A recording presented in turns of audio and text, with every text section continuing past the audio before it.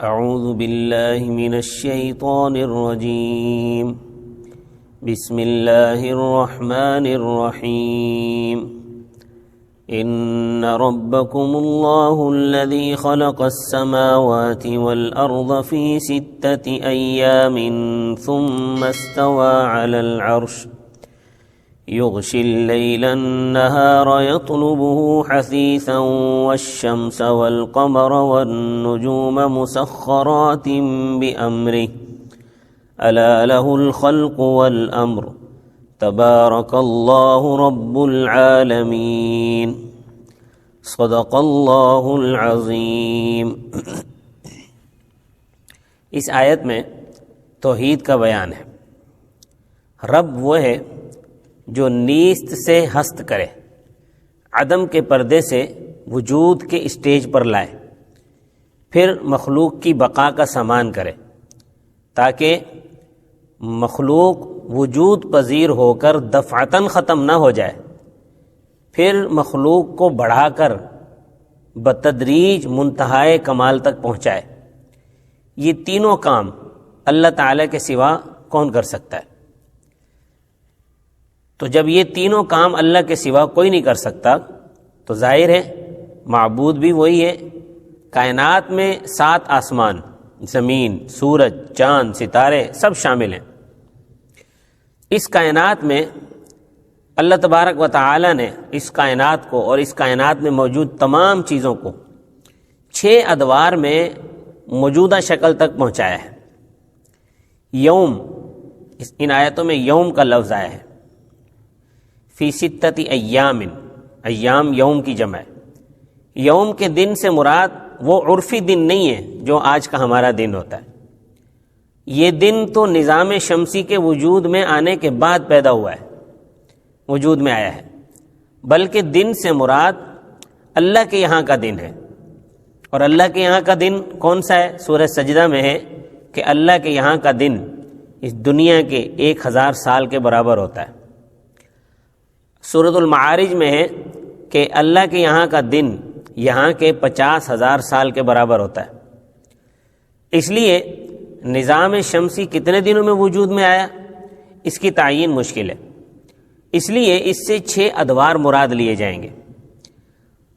اور اتنا وقت اس لیے لگا کہ اللہ تعالیٰ رب ہے، اور رب تمام مخلوقات کو تدریجاً منتہائے کمال تک پہنچاتا ہے۔ آیت کریمہ ہے انما امرہ اذا اراد شیئا ان یقول له کن فیکون، کہ جب اللہ تعالیٰ کسی کام کا ارادہ کرتے ہیں تو ان کا معاملہ یہی ہے کہ وہ اس کو حکم دیتے ہیں ہو جا، تو وہ ہو جاتا ہے۔ اس میں اللہ تعالیٰ کی قدرت کاملہ کا بیان ہے۔ پھر وہ چیز تدریجاً وجود میں آتی ہے یا آنن فانن وجود میں آتی ہے، یہ دوسری بات ہے۔ آیت میں جو بیان ہے وہ اللہ تعالیٰ کی قدرت کاملہ کا بیان ہے، لیکن اللہ تعالیٰ ایسا کرتے ہیں یا نہیں؟ اللہ تعالیٰ جو چیز بناتے ہیں وہ دفعتاً وجود میں آ جاتی ہے یا تدریجاً اس کا وجود ہوتا ہے، یہ ایک دوسری بات ہے۔ البتہ عالم اسباب میں قدرت کی کار فرمائی تدریجاً ہوتی ہے، جیسے ماں کے پیٹ میں حمل ٹھہرتا ہے، پھر بچہ پیدا ہوتا ہے، پھر 25 سال کے اندر وہ جوانی عالم شباب پر ہوتا ہے۔ یہ سب کچھ عالم اسباب کی رعایت ہے، ورنہ اگر اللہ چاہیں تو دفعتاً بچے کو پیدا کر دیں۔ تو کائنات کو 6 ادوار میں پیدا کر کے اللہ تعالیٰ تخت شاہی پر جلوہ افروز ہوئے۔ یہ اصل میں ایک محاورہ ہے، کہتے ہیں کہ فلاں بادشاہ مرا، اس کا بیٹا تخت نشین ہوا، یعنی اس نے تخت نشین ہونے کا مطلب یہ ہے کہ اس نے ملک کا کنٹرول سنبھالا۔ اس کا یہ مطلب نہیں ہے، ہاں تخت شاہی تو ہوتا ہے، اس سے تخت شاہی سے اس کے بیٹھنے کا تعلق بھی ہوتا ہے، مگر بیٹے کا وہ مکان نہیں ہوتا کہ بیٹا بس وہ بادشاہ کا جو بیٹا ہے بس وہ ہر وقت تخت شاہی پر ہی بیٹھا رہے، صبح شام ہے، سونا پینا اٹھنا سب اسی تخت پر ہو، ایسا نہیں ہوتا۔ بیٹھنے کا تعلق تو ہے اس بیٹے کے ساتھ، لیکن وہ اس کے رہنے کی جگہ نہیں ہے، وہ مکان نہیں ہے اس کا۔ اسی طرح اللہ کا عرش ہے، نصوص میں اس کا بار بار ذکر آیا ہے۔ عرش کے ساتھ اللہ کا تعلق بھی ہے، مگر وہ اللہ کا مکان نہیں ہے۔ کیونکہ عرش تو مخلوق ہے اور اللہ خالق ہے، اللہ نے بنایا ہے عرش کو، تو خالق کا مخلوق کے ساتھ مکانیت کا تعلق نہیں ہو سکتا، ورنہ سوال ہوگا کہ مخلوق کے وجود سے پہلے یعنی عرش کے وجود سے پہلے اللہ کہاں تھے؟ تو اس کا جواب کوئی نہیں دے سکتا۔ تو بس یہ جو آیت ہے یہ صفات کی آیت ہے، اور اللہ کی صفات کو ایک حد تک ہی سمجھ سکتے ہیں، اور اسی کی طرف سورت کے شروع میں جو حروف مقطعات ہیں اسی طرف اشارہ، حروف مقطعات سے اسی طرف اشارہ کیا جاتا ہے کہ اس صورت میں جو حروف مقطعہ آ رہا ہے اس کا مطلب یہ ہے کہ اس صورت میں بعض باتیں ایسی بیان ہوں گی جن کو آپ پوری حد تک سمجھ نہیں سکتے۔ تو اللہ تبارک و تعالی کی صفات کو ایک حد تک ہی سمجھا جا سکتا ہے، اس کی ڈیپ میں جانے کی ضرورت نہیں ہے۔ اور یہ بات کہ کائنات کو پیدا کر کے اللہ تعالیٰ تخت شاہی پر جلوہ افروز ہوئے، یہ بات قرآن کریم میں تقریباً 7 جگہوں پر آئی ہے، اور اس میں مشرکین کی تردید ہے۔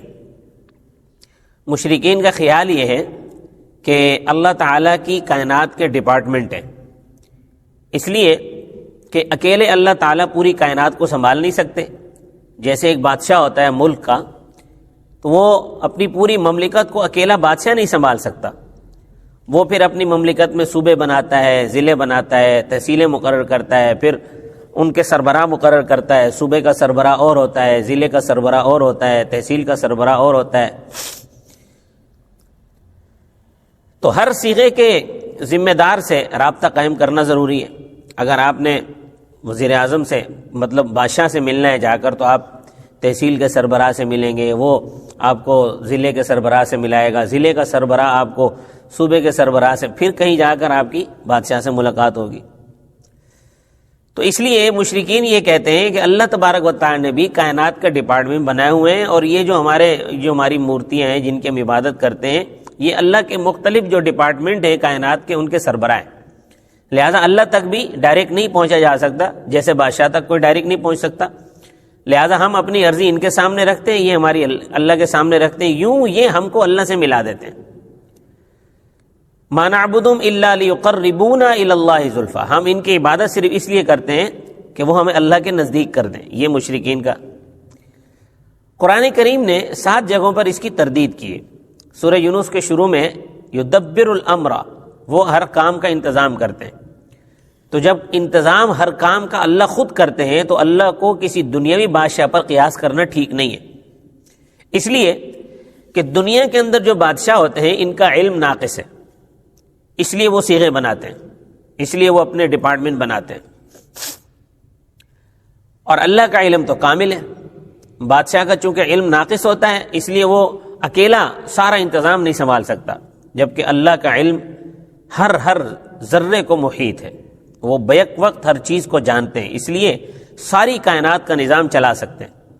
الا لہ الخلق والامر، اللہ فرماتے ہیں کہ سن، اللہ نے یہ کائنات پیدا کی ہے اور اس میں اسی کا آرڈر چلتا ہے، دوسرا کوئی نہیں جس کا حکم چلتا ہو۔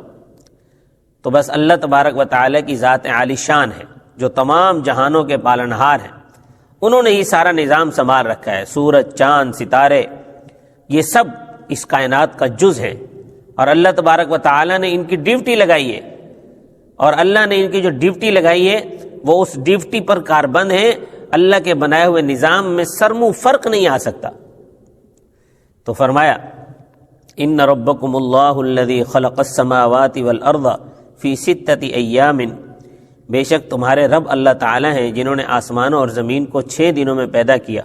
ثم استوى علی العرش، پھر وہ تخت شاہی پر قائم ہوئے۔ یغشی اللیل النہار یطلبہ حثیثا، وہ رات کو دن پر اوڑھاتے ہیں اور دن کو رات پر۔ یغشی اللیل النہار یطلبہ حثیثا، اور اسی طرح رات دن کو اڑاتی ہے، ڈھونڈتی ہے رات دن کو دوڑ کر اور دن رات کو دوڑ کر۔ یہاں ایک تھوڑی سی ترکیب سمجھ لیں صرفی اعتبار سے۔ یغشی میں ہوا ضمیر کا جو مرجع ہے وہ اللہ تعالی ہے، اور اللیل اور النہار اس کے 2 مفعول ہیں۔ یہ اعطیت زیدن درہمن کے قبیل سے ہے، اور یطلبہ یہ جملہ حالیہ ہے، پس دو مفعولوں کو برعکس کر دیں تو دوسرا آدھا مضمون پیدا ہوگا۔ تو ترجمہ یہ ہوگا کہ اللہ تعالیٰ رات کو دن پر لپیٹتے ہیں، یعنی دن کے بعد معاً رات آتی ہے، اور رات پر دن کو لپیٹتے ہیں، یعنی رات کے بعد پھر معاً دن آ جاتا ہے، یعنی ایک دوسرے کو شتاب طلب کرتا ہے، یعنی دونوں کے درمیان ذرا بھی کوئی فصل نہیں ہے، فوراً ایک دوسرے کے پیچھے آتے ہیں۔ تو فرمایا یغشی اللیل النہار یطلبہ حثیثا، وہ رات کو دن پر اڑاتے ہیں اور دن کو رات پر، ڈھونڈتی ہے رات دن کو دوڑ کر۔ والشمس والقمر والنجوم مسخرات بامرہ، اور پیدا کیا سورج چاند اور ستاروں کو درا حال ہے کہ وہ بیگار میں لگے ہوئے ہیں اللہ کے حکم سے۔ الا لہ الخلق والامر، سن اللہ ہی کے لیے پیدا کرنا اور حکم دینا ہے۔